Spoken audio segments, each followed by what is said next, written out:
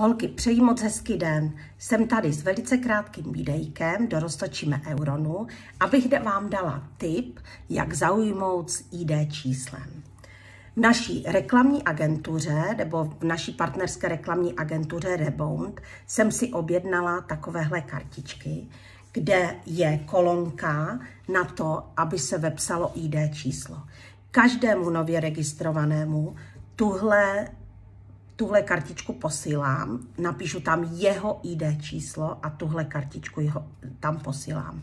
Už jsem měla spoustu kladných reakcí a dotazy na to ID číslo, i když každému nově registrovanému říkám, k čemu má to své ID číslo, ale přesto na té kartičce je to krásně napsané, že může to ID šířit mezi kamarádkami, k prvnímu nákupu ho může poskytnout, takže fakt kartička zaujme. Jak už jsem říkala, je to kartička z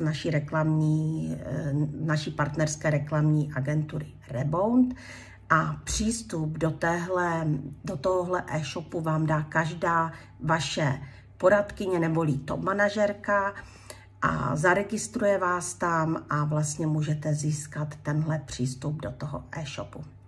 Najdete tam spoustu podpůrného reklamního materiálu, nejen tyhle kartičky, ale různé i brožurky, které nám můžou pomoci k šíření Eurony a brožurky vypracovaly úžasné top manažerky, které mají už i letité zkušenosti s Euronou a s výrobky, takže opravdu já velice doporučuju.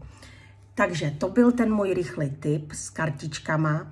A doufám, že vaše kartičky taky zaujmou spoustu lidí a přeji vám moc hezký den. Mějte se hezky.